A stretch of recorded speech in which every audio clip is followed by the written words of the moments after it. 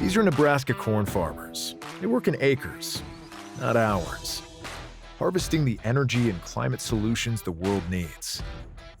We are proud to stand with you. The success of tomorrow's soy industry depends on the actions we take today. The future is here, and the time to move is now. Market Journal, Television for Agricultural Business Decisions, is a presentation of the University of Nebraska-Lincoln's Institute of Agriculture and Natural Resources in partnership with the Nebraska Rural Radio Association. Promotional support provided by the Nebraska Farmer Magazine, and partial funding provided by the Nebraska Soybean Board and the Nebraska Corn Board. Well, hi everyone, I'm Bryce Duskett, and thank you for making time this week for Market Journal. Between the weather, the markets, and threats out in the field, it's been a busy week for the Market Journal team. On today's broadcast, we'll be talking about irrigation strategies. We'll break down the record high cattle markets and take you inside a program that's shaping the next generation of agriculture leaders. Those stories are straight ahead on the show, but first, let's head out and into the field. Weed control in row crops continues to be one of those big and pesky challenges for growers each year. Just a few weeks ago, our team attended the Nebraska Extension Weed Management Field Day, which was held near Clay Center. While we were there, we learned more about the latest research underway and picked up some valuable advice on how to stay ahead of those weeds in your cornfields. Jenny, thanks for sitting down with us here at the 2025 Weed Management Field Day. In particular, let's talk about the corn side of this, and let's talk about the planning of how you guys decide on what kind of trials you want to do out here at the South Central Ag Lab. Well, we appreciate you all being out here, Bryce, and really it comes down to Dr. Amit Jalla and his team. They're listening to what the producers are doing. They're through these field days and through the different programs during the winter, they're getting input as to what are the things that producers are concerned about and designing trials around that. Yeah. Well, what have you heard from producers in terms of the weeds they're fighting? It's always a battle. When we do get some good precipitation, that means the weeds are popping up all over the area. What have you heard? Yeah, we tend to continue that battle with Palmer amaranth. That's the biggest one that producers are fighting. So today at the field day, we're showcasing different herbicide programs, whether it's pre-alone, post-alone, or a pre plus a post herbicide program, various products, various combinations. So then the producers have to put the economics to it for their own specific situation. But then I also appreciate how Amit looks outside the box. We've got more producers using cover crops in their system. So how does a small grain like rye, if you plant corn into it, and when you terminate that rye, how does that impact yield? How does that impact weed control? How does it impact economics? Let's talk about some of the results of what you're seeing out here. Of course, we're early in the growing season, but what has worked, or what have been some of the results? Yeah, so that particular project on the planting, the termination timing of corn into cereal rye, that project has been done by one of Amit's students, Dr. Vipin Kumar. And what he's found so far is that even though as we looked at the plots, the corn seems a little bit behind where it was planted green into the rye compared to where there was no rye in the system. In the past, he's found there's really not much more than a 4 bushel an acre swing when it was planted green into the rye. We also looked at how the weed control is pretty decent where we have the rye. The trade-off there is we're trying to allow that rye to have enough biomass that we don't need a pre-herbicide. So economically, that's what the growers are looking at. But then there's also trade-offs if you're a non-irrigated producer or an irrigated producer. When do you terminate that rye, depending on your soil moisture and so forth? We always encourage people to come out to these field days that Nebraska Extension hosts so you can see these things that we're talking about up close and personal, get your questions asked as well. But for those unable to attend this field day in particular, are the results of these studies published somewhere? Yeah, so the results get published in journal articles and then eventually on CropWatch at cropwatch.unl.edu. The other places in that guide for weed, disease, and insect management. All the data from all these trials ends up in that book. So that's a great resource as well. Absolutely. I'm going to give you the final word. You travel the countryside quite a bit, scouting out fields, seeing growing conditions across the geographic area you serve. Give us an update. What are you seeing? Ultimately, crops look pretty good right now. I mean, I almost hate to say that most of the time, but we're just grateful that the crops are growing. We've been catching rains. They've been spotty, and there's growers here today that haven't been getting rain. So we're just praying for rain for everybody and just wishing everyone a good conclusion to the growing season. If you'd like to dig a little bit deeper into weed suppression strategies in corn production, you can find a wealth of information online at the website cropwatch.unl.edu. Well, the Nebraska Agricultural Youth Institute, or NAYI, is a week-long experience for high school juniors and seniors from across the state to learn more about career opportunities within agriculture. Steve White has more on this educational experience. The Nebraska Agricultural Youth Institute is a launch pad to Nebraska's future. Hundreds of high school juniors and seniors get a taste of their future here on campus at the University of Nebraska-Lincoln, spending time here before they are ever college students, forging relationships, developing career opportunities, and building lifelong friendships. You guys can keep going and you'll go to the second set of doors. Students open doors to the future, stepping into a world of opportunities that await. NAYI is where passion meets purpose. For more than a half century, Nebraska high school juniors and seniors with a common interest in agriculture have gathered for a week-long program to kickstart their futures as the state makes a strategic investment in its youth. It's crazy how big of a part of my life it's become. I've made some of my best friends at this opportunity. I'm walking away with so many industry connections, and I decided what career I want to be, which is an ag teacher here. So it's made a huge impact on my life. My name is Caleb Most. I'm from Ogallala, Nebraska. The nation's longest running program of its kind, NAYI has shaped generations of agricultural leaders like Jenna Kanaki. It's a big connection place. After attending NAYI for 2 years, Jenna now serves on the council that coordinates the event. I'm walking away with some of my best friends and also colleagues in the future. With their time spent on the University of Nebraska-Lincoln's East Campus, for many it feels like their first week of college. So it just sets you up for a lot of success. For incoming UNL freshman Jake Rezach, NAYI is a head start, connecting him with future classmates and future co-workers. Super cool people, and that's just what it is in the ag industry. It's a family. Like, all these people are so amazing. That's not lost on Claire Ahrens as she catches up with the man who was her dad's ag teacher. I'm sure you do. Kent Zeller of Ravenna. There's just so many things for them to learn about agriculture and the path forward, and so start building it here. Claire's dad Heath took over Zeller's classroom before starting a new ag program in Pleasanton, a legacy Claire now carries forward. Yeah, we kind of rub shoulders all the time, so, you know, that's kind of fun. So is this your first or second year here? This is my first year here. And what's it been like? It's been super fun, like getting to meet new people. Claire is a second-generation delegate who grew up hearing her mom's stories. My mom, she said when she came here, she always turned out like the yellow tire shop, and it was still there. She brought me on Monday, so it was still there. She had to point it out when we came. NAYI connects kids with industry professionals while fostering leadership skills needed for the state's future. One of the best opportunities you'll ever have. I know kids that have walked away from here with jobs, internships, career ideas. I just think there's so many opportunities to make connections with industry partners here. I'll brag about my mom. None other than Governor Jim Pillen gets emotional when he speaks to these kids.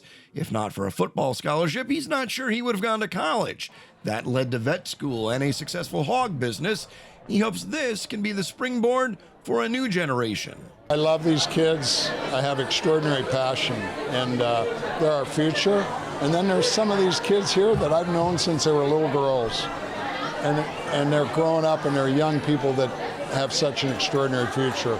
Yeah, if that doesn't get you going, that doesn't give you goosebumps, you ain't got a heart. For kids from small schools, it's a chance to dream big. So everyone here, they always share like a common interest in it. NAYI is a terrific stepping stone. From forging friendships to finding their calling, These young leaders leave NAYI ready to shape Nebraska's agricultural future. Reporting, I'm Steve White. Thanks for that story, Steve. We're excited to have him, Steve White, join the Market Journal team. And coming up next week, we'll talk more about him and his contributions to the show. We move along, though, now, and it's our time to turn our attention over to the markets. And joining us this week to discuss the current trends he's observing in the cattle markets is Kyle Bumsted, livestock analyst. Good to see you, sir. We continue to see all-time highs at the cattle market. Good time to be in the cattle industry. Yeah, so far it has been new contract highs, like you said, and as I've said in the past, bear markets don't make new contract highs. Some interesting developments. We're going to spend our time together breaking them all down. Just in general, though, strong cash trade, contract highs in the futures. One thing we're observing, though, is a little bit of a dip when it comes to box beef prices. What's going on there? That's right. We had a pretty sizable run-up going into the 4th of July, as is tradition. Memorial Day to 4th of July, there's your bigger grilling holidays and whatnot. And afterwards, the question was is if we can keep the demand. I think the demand's still there. It's just lightened up quite a bit. And we saw the box beef go up in chunks, and it's been coming off in chunks here since the 4th of July. So I do look for us to trade sideways, grind lower on that box beef market into the Labor Day weekend. And then potentially you might see some buying for, back to school and things like that. And then, we're going to start procuring here for the holiday season here once we get into that late September to late October timeframe. If box beef is grinding lower through Labor Day, does that mean our price for cash and on the futures market is going to follow? That's a good question. A lot of folks have said, yeah, it's going to follow, but the last couple of weeks, it's been, we started out last week a little bit softer on cash, and then we ended the week on a strong note. We traded as high as 241 to 242 here in the north, and we traded, some 230 to 231 there in the south last week. So it looks to me like the packer is going to have to go out there and try to compete to try to get some cattle. I think we're a little bit lighter on the front end supplies than folks had anticipated. Tell me a little bit more about that. Well, a lot of folks were thinking that we're, in the summer glut of cattle right now, and some of these cattle I think have been pulled forward here because of the margin and some of the money that the feed yards are making. So they're pulling some cattle as kind of deep as they can here, but I really don't think that the front end supply is out there or as abundant as some folks are thinking. And case in point, you've got this August contract trading well over the October contract by about $3. So you've got a decent basis out there, and if you're a hedger, you're taking advantage of it. So I think as long as the spread stays strong there, you've got an inverted market, and that tells me that the commercials still want the product and they want it now. Let's talk about leverage. A few years ago, the leverage is all in the packers' hands. The leverage has flipped quite a bit. The script has flipped. Frankly, Kyle, as the cattle market has changed dramatically over the past couple of years to put us to the position we're in right now. How real is the leverage that feedlot owners have over these cattle compared to the packers? Feed yards do have some leverage, but I will say this, the packer has deeper pockets than the feed yards do. So do keep that in mind when it comes to a risk management standpoint. I mean, it doesn't take much, as we've seen here the last few weeks, months, that any headline can set this market off. And when we're at record highs, contract highs, things like that, making new all-time records, it's not going to take much of a headline one of these days where it's going to come in here and then just sweep the legs out from underneath this market. And then down we go, and we'll say, wow, that was the high, and we really should have got on that. If only somebody could predict when that's going to be coming. Well, they're not going to send us a postcard, and they're probably not going to tell us when it's going to happen on Market Journal. Well, let's talk some of the big picture things impacting the cattle market. The New World screwworm, we're kind of on again, off again when it comes to the southern border. Right now, as we visit at the moment, USDA has shut down the border. Do you see that situation changing in the near term because of the screwworm's advancements? That's a good question too. I do think that there's going to be headlines for probably the next 6 months at least. Yeah. There is some pent-up cattle over there that are going to come across, but it's not the huge amount of glut of cattle that's going to be coming across right away. So I think that it's something that needs to be monitored, and it's been moving further north. And in my personal opinion, it's just a matter of time before it gets here. Now, it's just an opinion. It's probably going to get here at some point in time. So we're just going to have to be on the lookout for it. And yes, the headlines back and forth: is it closed? Is it open? And is some of this politics when it comes to what's going on in the White House? Is some of this political driven? Maybe, maybe not. At the prices we're observing right now, two questions are being asked. One, people aren't retaining their heifers. What's it going to take? And we're starting to see some data that might point otherwise to that question. But the second part is will more people, whether they're young people or whoever in the ag industry, get involved in the cattle industry? Your thoughts on both of those questions? Both very good, solid questions. The heifer retention is going to take a couple of things. One, we need to get rid of the drought. We've had plenty of drought conditions out here. We need to get rid of that. Okay, which we've gotten some rain. We're starting to see things green up. We've got the feed obviously out here in the western corn belt and on the plains. we've got a big corn crop coming, so we've got the feed out here. We've also seen that we've got some pasture conditions that are improving as well. Number two, interest is going to have to come down, because when you're looking at what this heifer is going to bring you at the sale barn, when you're setting like record highs, and take yesterday for instance at Kearney, you know, you're taking those index cattle bringing 338 on over 300 head. You're scratching your head. Should I retain this heifer, or should I stop some interest at the financial institutions? And I think that interest is going to have to come down, and some of the other things are going to have to come down as far as operating costs before you get the massive heifer retention that folks are thinking can happen. What's a possibility, or what's something you're observing right out there right now that perhaps is not getting the attention in the cattle markets that it should? Something that I think is with the margins that these guys are making on the fat cattle right now, and that's what's keeping this feeder cattle market extremely high, is when you're making money on the fats, you've got to replace them, and there is a lack of supply out there when it comes to these feeders. So I think that there's going to be some fierce competition until we see these feed yards get some red ink on their closeouts. This feeder cattle market probably is going to stay fairly stout, or at least supportive on dips. Your final thoughts? Final thoughts going into as we I guess go on the home stretch of summertime here. Do keep an eye on the basis, and be quick, be nimble, and you don't have to do something that's extremely marginable. There are some very, very cheap options out there. Volatility has been leaking out of the options out there, and with where we're at, we're protecting all-time record high prices. So some downside protection in the form of an option is not that expensive in all reality. Thanks to Kyle for stopping by the Market Journal studio this week. Want to let you know that next week, Darren Newsom will join us to break down everything he's observing right now when it comes to the grain markets. Darren's a fan favorite. You've got a question you want me to ask him, go ahead and email it in so I can pass your question right along. Well, nothing says summer quite like a county fair. Sounds like a Chris Ledoux song. Maybe it's the funnel cakes, perhaps the 4-H and FFA competitions, or it's the carnival rides, concerts, tractor pulls, and rodeos. Whatever the reason, county fairs are a time-honored tradition, a chance to catch up with friends, cheer on local youth, and come together to celebrate community. You can find the full list of all of the county fair dates and locations in Nebraska in the latest issue of the Nebraska Farmer. It is now time to check in with weather when it comes to what's happening with Eric Hunt. Eric, over the past few days, we've seen some rain showers, some cooler temperatures, albeit some heat along the way as well. As we turn to the next 7 days, what are you seeing? Well, thanks, Bryce. The biggest story this next week is Mother Nature's going to turn on the sauna for a couple of days. This weekend, though, we're looking at ridging across the southern portion of the country.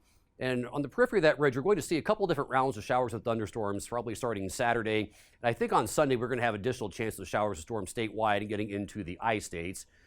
Water Prediction Center shows the best chance of an inch of rain across southwestern Nebraska, then to our east into Iowa and Illinois. But I do think there's going to be a chance for most of central and eastern Nebraska to also pick up some additional precipitation late Saturday into possibly as early Monday morning. So we get to next week, though, we're going to see this ridge expand toward the north and northwest. So again, we're going to be very, very hot across the southern plains. Temperatures likely being over 100 degrees across a lot of Kansas and Oklahoma and Texas. I think at the surface, what we're likely to see is a quasi-stationary warm front, somewhere between Highway 36 and Highway 34. Areas along the north that are also going to see very high dew points. So again, the air temperatures may not be super, super high, but we may have very high dew points.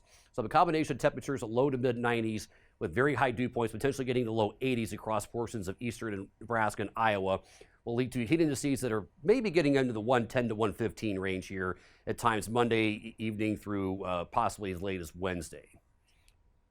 By Thursday, I think we should see this ridge starting to flatten out a little bit, and a front will be coming through the northern plains that should clear at least a portion of western Nebraska by Thursday. Now, again, I think the timing of this front is going to be a little bit in question. Some of the more recent model runs are making this front come through a little bit more quickly, so it's possibly by Thursday we may even see this spread a little bit further toward the southeast. Regardless, so the further west you are in the state, the more likely you are to see relief by Thursday. I do think the entire state should see some relief by later Friday into early Saturday. Also looking at probably a good chance of precipitation across most of this region as we head toward the end of the week with the breakdown of that ridge and the front moving through. But that will be relatively short-lived relief. As we head toward the end of the month, we are going to see ridging building back and being very prominent here across the central United States. Very northward storm track. So again, I'm not anticipating a whole lot of precipitation here between about July 27th and 31st. I think also looking at temperatures being very, very warm, probably very humid. So I think there's definitely going to be some heat to finish out the month here. CPC is in pretty good agreement. They're showing more bullish on the heat to our south, but I think realistically, most of this region is likely to finish out July pretty warm.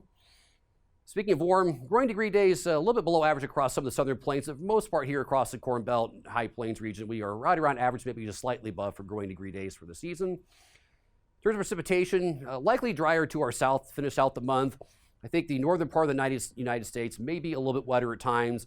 And again, a lot is going to depend on where these ridges, if they flatten out a little bit, we are going to have better chances of precipitation here across Nebraska, which I think is going to happen later this week. But I do anticipate probably the week after next being mostly dry and pretty hot across most of the state and the region.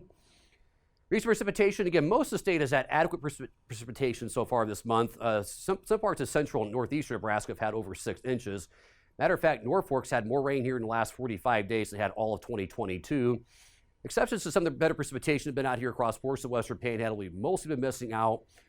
Good news, though, is rangeland conditions across most of the state of Nebraska, across a lot of the plains, are in better shape than they were a year ago. Still some stress here across portions of western Nebraska. And this is our temperature and precipitation roundup for the week ending July 12th, 2025. Thanks. Back to you, Bryce. All right. Thanks for that update, Eric. We do appreciate it. Finally today, ET, or evapotranspiration, refers to the total amount of water lost from soil and plants. More and more irrigators are using data-driven tools to improve water use efficiency, boost yields, and maximize their return on investment. Market Journal's Bill Dodd has more on how producers can use ET data to make smarter irrigation decisions. Evapotranspiration, better known as ET, in simplified terms is the amount of water that has been taken up from the soil to a plant. This is a good way for producers to gauge how much water is in their soil profile, and having that kind of data available can help producers schedule their irrigation for the best water use efficiency possible. Maybe it can be on daily basis or weekly, but we usually, kind of use 3-day ET values or ET numbers to gauge where we are in terms of the amount of water we have in the soil profile. So basically, there's a connection between how much water you have and how much water the roots can access. Because as you know, when the crop is actually photosynthesizing or growing, it is actually using the roots to pull that water from the soil, and then that water gets to the stem and then eventually into the leaves, and then the water is lost through the stomachs. We can see the very tiny stomachs on the leaves. So on a hot day, the crop has to cool down. The same way when you feel hot and then the body responds by sweating, you sweat a little bit and then you cool off. So that's the same way that the crop can really be able to utilize ET for it to cool down. But for it to cool down, it needs to get, moisture from the soil. Available soil water and climate are two major components that drive ET. However, when calculating your ET values, there are some different factors producers need to take into consideration. As the crop grows, the leaves are growing, and maybe as you increase the surface area of the leaves, the ET numbers are going to increase, the ET will increase. The other bit is the wind speed. On a wind day, because the wind is actually blowing off the water that is is going through the stomachs, that water is going to be blown off. So the crop has to get more water from the soil to get into the leaves. So basically, if you're looking at ET on a hot and a windy day, that's why you're going to have peak ET values. There are different ways to actually measure. So let's first talk about measuring ET. One way to measure ET, we need an equipment, right? So there are different equipments that we can use. One of them is called eddy covariance system. So that is a bit expensive. So it is more used in research domain. The other way is to use lysimeters. So those lysimeters are like buckets, and below the bucket there's a weighing scale. So they grow a crop on top of the weight of the bucket, which is lysimeter. And then based on how the moisture is fluctuating in the bucket, that's the weight that is measured. So we can do the differences between the initial weight of the bucket, of the water in the bucket, minus after ET, so you kind of know, okay, this is how much ET the crop has used. Estimating ET, there are different ways to estimate ET, but the main variable is weather. So you need to know your temperature, you need to know your wind speed. You need to know the relative humidity. That's why we have different mesonettes around Nebraska, is for us to have the weather information. And then Institute of Agriculture and Natural Resources has really done a good job to kind of provide this information to producers. If producers go to AirNow, CropWatch, ET, they can be able to get to a platform whereby you can select the nearby weather station, and then the numbers, the ET numbers are automatically computed. You just have to enter the current growth stage, but also the initial emergence date of the crop. Then it's able to, the model, there's an inbuilt model behind the scenes that kind of compute the ET numbers. The importance of using ET to streamline your irrigation scheduling can't be overstated. By scheduling irrigation through calculating crop ET, producers stand to give their crops no more water than is absolutely necessary. So, well, yeah, it's really important to have information, to know when you're supposed to irrigate. And the simplest way to use data on the farm is just knowing the ET. From there, you can kind of estimate how much moisture is remaining in the profile, because you need to know where your gauge is. Like for a car, basically for a car, you fill it with the fuel, you drive around, and then the gauge goes down. So the ET is how much fuel you've used. So you need to quantify how much is remaining in the tank to be able to add it back. So the ET is really important because you can estimate the moisture remaining in the soil so that you can know how much you're going to put back with irrigation using the irrigation system. Crop ET will vary by growth stages and will peak at full crop growth. While the use of crop ET for irrigation scheduling can be a bit of a chore, new and effective tools are continually coming online that can help farmers determine how much water is needed and when to apply it.